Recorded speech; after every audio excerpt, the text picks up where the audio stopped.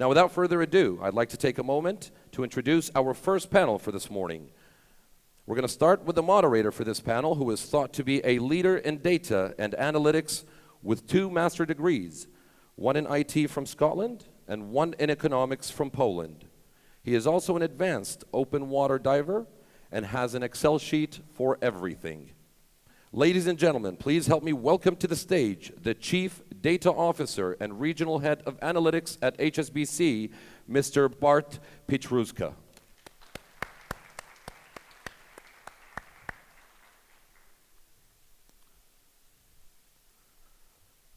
Our next panelist up to the stage .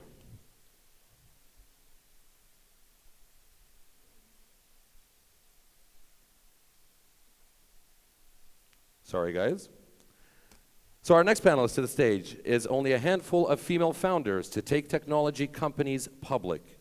She has experience in growing communities, both on and offline. Libby and her husband have toured the southwest parts of the United States on motorcycles. Ladies and gentlemen, please help me welcome to the stage, all the way from the United States of America, the Chief Customer Officer and co-founder of Altrex, Miss Olivia Adams.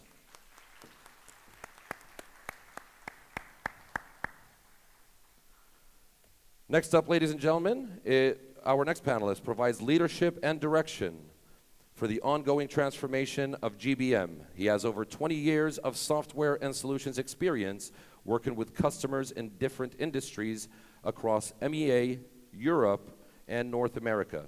He has considered himself a serious chess player, but got beaten by his 10-year-old son, who suggested to replace his in-memory data chip with a faster one. Ladies and gentlemen, help me welcome to the stage the Vice President of Digital Business Solutions at GBM, Sharif Morkos.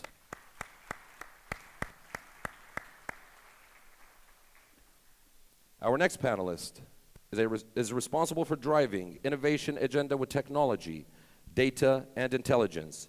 She has experience across numerous industries and worked with clients including Expo 2020, Lever Abu Dhabi, Coca-Cola, Nissan, and Apple.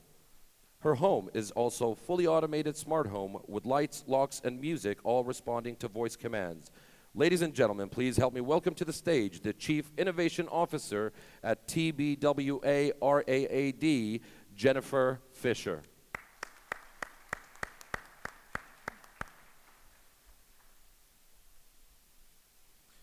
And last but not least, for this panel, our next panelist has almost 20 years of experience before joining Oracle. He worked at multinationals, including HP, Autonomy, and 3Com International. He recently developed an interest in renovating classic cars. Ladies and gentlemen, please help me welcome to the stage. I apologize.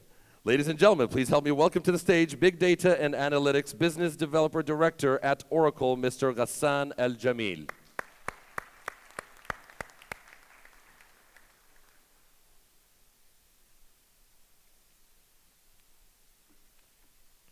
Ladies and gentlemen, the stage is yours. Have a great discussion. Thank you. Morning, everyone. Morning. Just checking the microphone. 1 petabyte, 2 petabytes, 3 petabytes. Seems to be working. Guys, I would like to welcome a set of our great panelists today. We're going to be leading a discussion around how big data really generates value for the business. We'll try to make it interactive for you, so please prepare with your questions. We're going to have a Slido as well, so if you haven't done so yet, just log into Slido, and it's BDBT to make sure that you ask your questions, and the top ones will be asked during the panel. All right, so we're all set. So guys, thank you for coming here today. Let's start with a generic one. So what does it really mean that we're generating value through big data? How do we really do it? Yeah, so driving value from data, I think, Bart, actually starts when you actually think about data first. When you're asking that question, what if, and follow that up with, and then what data do we have to possibly gain insights? That's really where I think that value question starts, is that you're thinking about data from the very beginning. Right, and we have speakers from different industries. So is that the same in the media companies, Jenny, or is it different? Yes, obviously, in a media company, there's lots of different ways that data brings value, especially in advertising. I think the heart of it, right, the simple part of it is that what data allows us to do is to bring the right message to the right audience, you know, at the right time, on the right channels. And it allows us to be much smarter, right, targeting, you know, specific segments, targeting people at the right moment of the journey, and instead of like just creating a generic message and broadcasting it like very broadly, it allows us to be extremely relevant in the way we bring to life our message. Perfect, thank you. This was just for starters, so now guys, let's get into more specific questions. Can you give me a specific example where you have helped the customer or you have helped the consumer actually with some of the big data analysis and how you generated revenue out of it? Well, we in GBM, we work a lot with many customers in many industries. So generically, we see the value of data in them transforming their business models. One of the areas that we were just discussing is how retail customers, for example, can enhance their customer experience in shop or online just by using data. And the more data they gain about their customers, the more data they gain about their historical trends, and they even can predict their future trends of how they consume their products. And one of our customers, a big retailers here, we worked with them to deliver a predictive model based on historical data from how the customer goes into the shop, what they can consume, what they have consumed before, and how they can predict what offers they can give to them at the same time they are shopping. So near real-time really experience for the consumer. And imagine what this can do to a business if applies to millions of consumers that they have every weekend or every even day of the week. So a big testament of how gathering this data, analyzing it, and then deciding on it, the next best action can enhance your revenue streams going forward. Yeah, and Bart, I'll actually jump in on that with another example of a customer. Dubai Airports is an Alteryx customer, and their use of data is something probably most of us can relate to if we've been not only through the Dubai airport here, but any airport in the world, and that is when you're thinking about how long you're going to have to stand on line, whether it be the security line or at the ticket counter to drop your baggage off. That's where Dubai Airports is now using data to be able to drive those insights, to be able to calculate how much staff they're going to need to have ahead of all of us arriving to the airport. And so it's that ability to use data instead of using it in Excel or using it in spreadsheets. They're now using large quantities of data to be able to predict the demand based on all of us as passengers arriving at the airport a particular amount of time ahead of your flight, and what are those queues going to look like. And so that's an example of big data solving that customer experience or that passenger experience that we have here at Dubai Airports. Thank you. So one very important example that I can contribute to this is what Oracle has done with a telco company. That company has generated $500,000 just because they were able to connect to the number of people watching a football match between Atletico Madrid and Real Madrid. And when the score was changing, because this is streaming in real time, that had affected, Barcelona. And so the Barcelona people started watching. And so they because if you sell advertising, if you're selling advertising to 500,000 spectators, it's completely different than selling advertising to 1.5 million spectators. So because the score was changing in real time, the number of people were watching the match started changing in the middle of the match, and that telco was able to produce a new model and a new pricing, which is called dynamic pricing, and that generated $500,000 just because of that match at the same time. It's called data monetization. We call that use case data monetization, that is producing money out of data in real time. Thank you. These are very good examples. And just looking at the audience, guys, have you ever received a text message, just to start with Sharif's example, when you enter the shop with a certain offer? Raise hands, whoever has. Yeah, a few of us. It means that we still have lots to do in that space. Absolutely. But I guess also the good examples of the football match and the Dubai airport should bring it closer, how important it is going forward.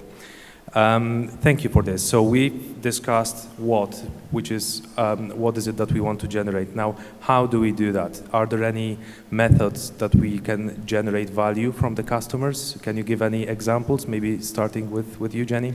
Sure, sure. Well, when it comes to advertising and media, there's lots of specific tactics that we use, right? So from segmentation being a big one, obviously segmentation has always existed, but with data we can go a lot deeper in, for example, targeting life moments. So how do you target, a dad who just got a new baby with a message about buying a new car, to using tactics like geofencing and geotargeting. So for example, and geofarming, so let's say geofencing the competitor, right? So if you do, you geofence Etisalat. If you're Etisalat, you geofence do, with specific offers for, to steal away from the competition. Geofarming as well, which then allows us to build audiences that maybe would not be available in traditional data sets. So for example, we have a museum as a client, we can actually identify, all the events and the places where audiences that would be interested in art would go. So for example, the Art Dubai, the Sharjah Biennale, or, the art galleries, and we keep on building this pool of audiences and then target them with these. And of course, then targeting people across the journey. So making sure that we have specific message for out of market, near market, and in market, and even very specific moments within this journey, right? So for example, if someone has looked at an ad with offers, right? We don't keep showing, car features, but we actually give them a financing option and an offer, so that we help, secure the sale at that point. Right, thank you, Jenny. Any other methods that we use? Well, looking at from a completely different entry point, when we talk to clients, they like to see some tangible steps towards creating revenue. So the way to do that is that actually we monitor, or we track some activities of consumers, and that is by collecting the data of every step of the transaction before and after. And then we try to see which really the sequence of events that had generated certain revenue. And then we say, okay, what if we do this as a repeat type of model? So that's the start of creating a model of generating some sort of revenue because of a behavior of one consumer that can be, replicated to others. And the more the models, the more, when this becomes, a trend, and this is the start of the machine learning and artificial intelligence type of behavior in marketing. But to this point, a good example of this, for example, for a fast food brand, what we do is that we actually track, when people, specific behaviors. So for example, if someone is at home and we know that they have a propensity at this time of the day to open, their Netflix app or any other, content consumption app, and usually they would open, like for example, a Deliveroo of some kind or a Talabat of some kind, we actually serve them an ad with a promotion for this fast food brand before, they actually get the chance to, go to another platform. That's promoting obese society. Jokes aside. Order the salad. Thank you. Any questions from the audience before we move on with the Slido? Please raise your hand if you want to ask a question. Can we get someone with the microphone, please? The Question is there. Yeah, we know. Any questions from the audience on top of those? Please. We can do the first one. Hi. I have a question for, either one of you. How do organizations or, people who use this data tackle the fact that a lot of the data that we have might be biased in that it doesn't account for women a lot of the time, it doesn't account for people of color because of the way that we have traditionally collected data. Sorry, if I understood it correctly, the question is how do we make sure that the data we collected is not biased, right? Exactly. So this is, sorry, this is exactly the kind of discussion we were having before we came into this room. Yeah, so number one, I think, rule, if we really want to go into, have wings, so to speak, in moving really fast in this, is to have the mindset of not being biased towards data.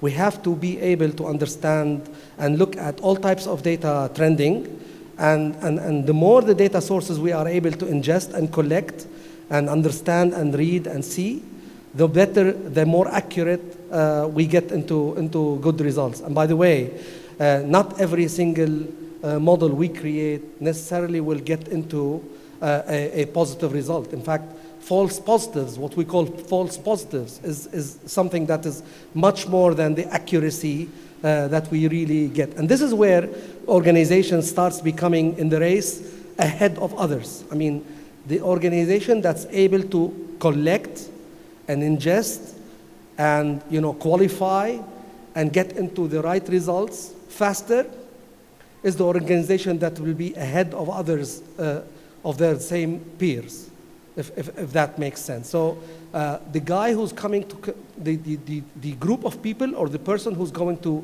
be taking a decision towards what this data means has to come with a mindset that he is open to look at all types of data, and not necessarily every day the data has to be the same. I mean, data changes every day because it all started because people are changing their behavior on much faster pace than what used to be before.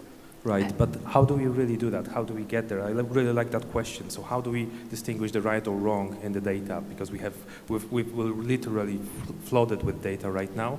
How do we know which ones are the right insights to grow the business? And I think that's where, from a journey perspective, which we spoke about earlier, on the data journey, on this analytics journey, it truly is a journey. And so you have to be willing to be able to bring in any and all relevant data sources into the analytic process, and not use that bias that we as humans all have, but it's that ability to say it's okay to look at 20 sources, 50 sources, 100 sources of possible insights that will come from the analytic process. And also make sure that you're doing the due diligence on the data that's coming in to make sure that you're looking at the data quality and the data ability to be able to bring insights to that analytic process. Don't assume that you have to include data just because you believe as a human that it's going to be the predictor. Let the technology bring that insight for you, and see if it adjusts your bias at all in the process. And to your question, that ability to be able to bring all of the relevant data together is a key part as you start that journey to be able to get to that insight stage of the process. I think part of your question was talking about racial bias. And this is particularly an issue even more than with businesses, with things like healthcare and education, right? And there's a lot of studies in particular that are really famous because they were all done on white American students, right? And eventually they don't really represent the rest of the population or the rest of the world and the difference, the diversity that the world is made of. And I think this is all about how you set up your study and how you make sure that it's really representative of the world. So the way that you kind of capture your data has to be, thought through from the beginning, right? So it's not just the way you judge the insights in the end, but it's also ensuring that essentially, your sample, your base of information is the right kind of information. So we all have to kind of keep that in mind when we're doing this. I think the last piece I'll say about this, there's another angle to this discussion about biased data, etc. It's also the role of who is handling this data. Traditionally, and here in the region specifically, we talk a lot about data in terms of IT. So we go to customers and we talk to them, and suddenly you see that the data keepers are the IT folks. But the data handlers should be from the business side. because the requirements come from the business and the added value will go to the business as well.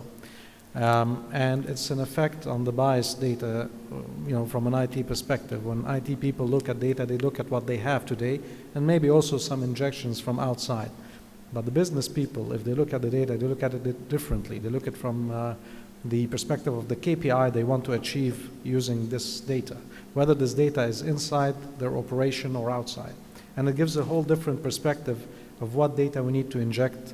It might be opening minds, of the current data keepers and handlers, of what data to accept and to analyze inside of the organization. So there is a change management component to that in every organization, allowing the business people to, tool and play around with data that we don't still have completely. And I talk specifically about this region. Libby, from our background discussions, I know that you have a strong opinion on this as well. Do you want to jump in? I think from a implementation and a data integration perspective, it's that ability or that willingness for us as business leaders to be able to lead the organization, lead our teams into answering those harder questions that will be driven by data. And to your point, Jennifer, making sure that the data quality is looked at the start of the process so that you know what those end results might be driving to. In fact, to this point, so we find, for example, ourselves, what we used to call 2 years ago, or 3 years ago, or many more years ago, business intelligence is moving into business discovery. Business discovery is when the data is there without a schema, right? So I'm coming from a database company. When you create a database, you need to create a schema. You will say, okay, I have a table, and so on. But then when we want to ingest all types of data, the biggest question I see everywhere, so any guy will tell me, well, look, how do I ingest data without really knowing its size, its source intensity? Is this going to be streaming, real-time, historical? Is this going to be video, audio? Is this going to be voice? This is where we're creating this kind of data lake without a schema.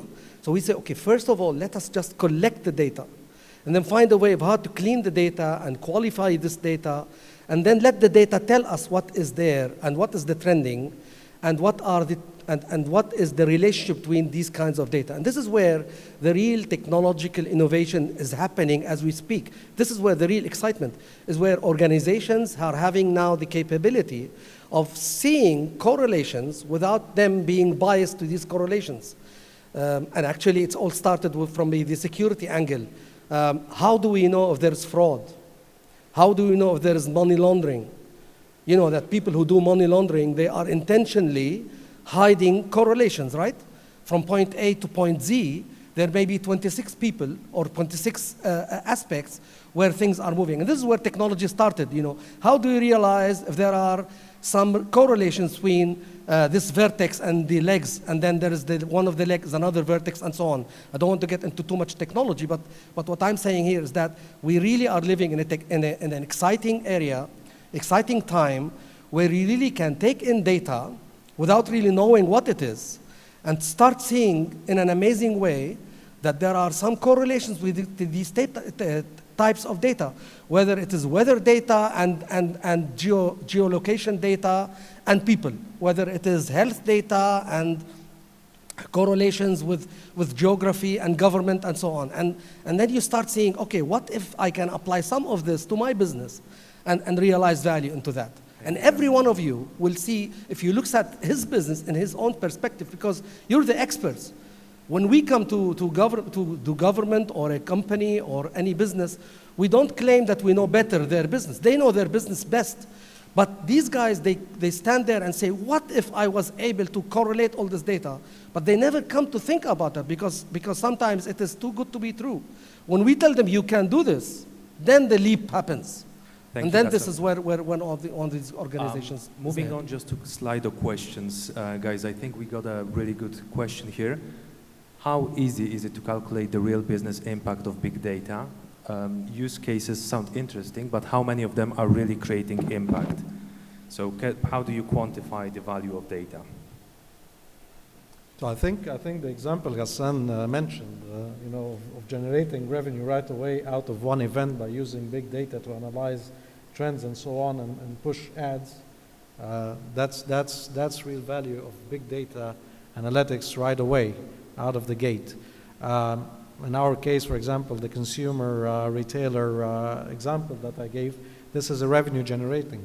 There are others that have to do as well with real-time streaming of data and analysis of real-time stream data that affect operations and effectiveness in oil and gas companies. They don't have to be only consumer companies, but real operational in oil and gas fields, and how they can achieve operational efficiency by analyzing real-time data on hourly basis instead of waiting to analyze historical data. So all of these, I think we can see, and testaments to revenue generating or cost reduction, operational efficiency examples of big data. So I'll take that one step further, and I shared with you the example of Dubai airports. Let me go into a little bit more detail about the impact. So prior to their new process that they built, one of the work processes that they had to calculate the data in terms of the generation of the queues, the lines that are forming at the airport, they were looking at 160 Excel spreadsheets. And I'm going to say something right now that I know will resonate probably with most of you in the room, and that is that a lot of businesses, not only here in Dubai, but around the world, are being run on Excel. And Excel is the best BI tool that there is. The reason why is because we all get it on our laptops and on our desktops. So we use what we have access to. And in the case of Dubai airports, they were generating those data with 160 different Excel spreadsheets. That was complete inefficiency once they found this new way of processing the data. What was taking them 160 Excel spreadsheets over the course of 4 days is now taking them less than 5 minutes to generate. So time savings is one value of the equation, but it's not the real driver. What we talk to our clients about is, now that you have those 4 days back, what are the other problems? What are the other opportunities that you can now get onto? What are those next hardest questions that you can ask, because you're going to be able to get to insight on those harder questions? And so as business leaders, we all have to be okay with our teams automating business processes that are mundane and routine. Get those out of the way, get those automated, because that's going to allow you to get on to driving those harder questions and then be able to calculate the value for getting to those deeper insights. So to synthesize, are you saying that it's the time saved for people that spend time at the airport? Is it the consumer spending? How do you then come up with the value of it? The value for them is they now are able to calculate how much resource, how much head count they have to have available based on the time of day. So they're not scrambling to pull people in on overtime, and they're ready to face us as customers and passengers. And so from a resource perspective, they're able to drive that value to say we need 10 counters open, or we need 4 counters open based on that. And they've got the resources available to be able to do that and budget for that and calculate, predict into the future. Great, thank you. Any more questions from the audience?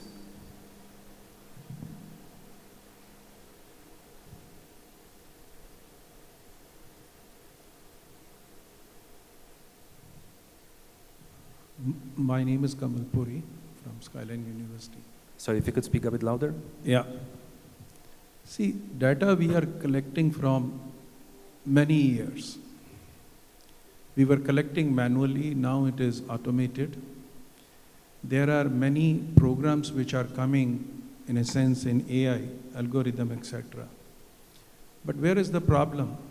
For example, Amazon started with e-commerce business, today making maximum revenue through iCloud. The amount of data which we are collecting, is there is any guideline, this is my question, for the validity of data? Or is it depend on each individual? Otherwise, what will happen? The world will be only unlimited data will be floating all around the world. So is there any policy by any authority on data that this is the validity of this? As the gentleman mentioned, the raw data are collected and segmented into different sections, and then you take. For example, now we are studying the behavior of MBA students. When we are teaching, how do they react? But we are doing through algorithm. So similar way, there has to be a validity of data, a certain policy, or depend on each individual organization. I don't know, what are your thoughts on that? Thank you. That's a very good question, and let me tie it to the last question from the slide, though, which is around the AI. So who should really tell what is the right or wrong data? Is it the AI, or is it the human standing behind it? I think there will always be a human component to the work that we all do. From an analytics, a data science perspective, our willingness to use data, little data, big data, structured data, unstructured data, our willingness to use all of these resources in the process will always be powered by us as humans. And I think from an AI perspective, what AI is going to help us do is to get to those insights faster, and to what I said a moment ago, allow us to get onto those next questions, those next challenges. And so I don't see AI replacing humans. I see AI automating and moving the process forward faster using those data assets. So just to add to this, this is a very important question that you are posing, sir.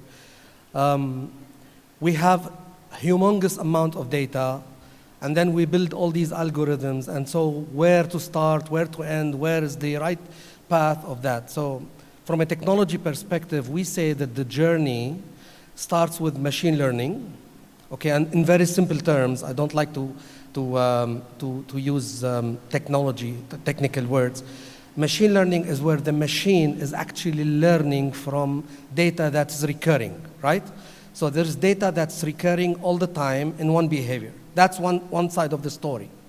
Then there is artificial intelligence. Artificial intelligence is that when we learn a certain trend, we start putting some automation into this. We say, okay, if step number 1 and 2 and 3 and 4 are recurring, I don't want to keep looking at that. I want to create an action, right? Then something happens even more, which is something called autonomous, okay?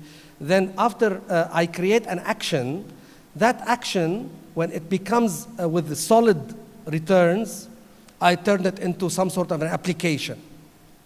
This is the application that's happening now in Uber, in Amazon, and all these kinds of, because when I say, okay, when a client wants to do this, and he wants to take a cab, and he is standing on that street, and there are these cabs there, okay, trigger a transaction.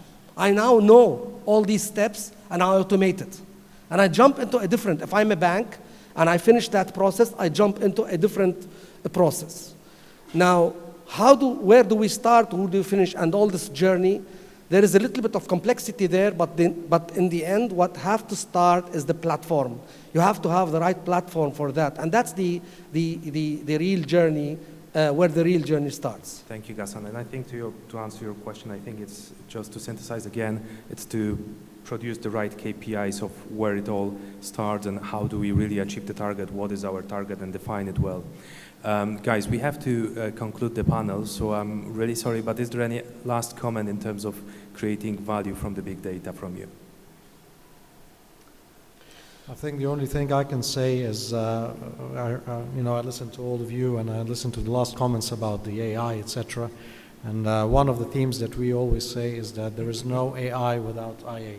There is no artificial intelligence without information agenda and information architecture. If you don't have your information right, you will not be able to make use of the best IA possible for your business models and changing your business models accordingly.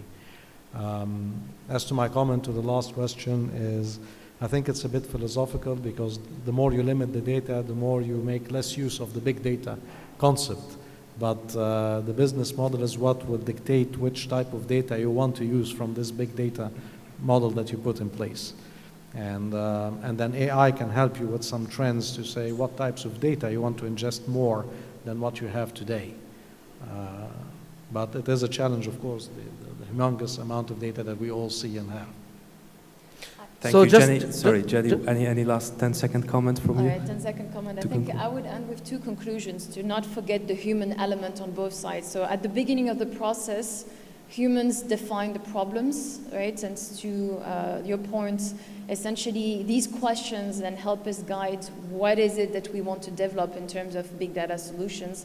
And then at the outcome, so once we have those insights and we know where we want to go, let's make the solutions more fit for purpose, developing the intangibles, the experience, the emotions in the way that we find the solutions to our customer journeys and the experiences that we develop for people so that we don't get stuck into a way that is too mechanical in how we solve, the way we create experiences from the deep big data insights. Thank you, everyone. Guys, big applause. Excuse me, Martin, sorry, 1 second. There's a few questions that came on Slido. Can we try to actually go from the audience? If we can go through them just in the next 3 minutes before we move on to the next panel, that would be great.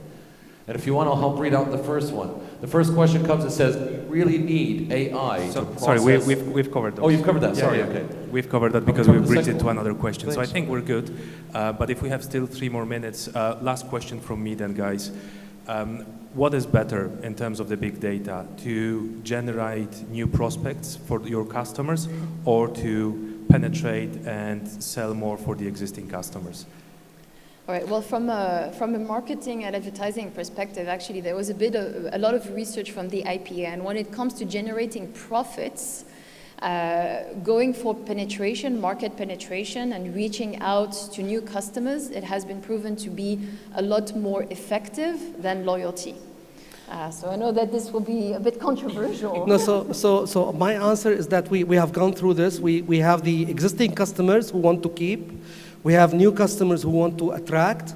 But then we came to identify something else. We said, what is the best customer that we want to have, right?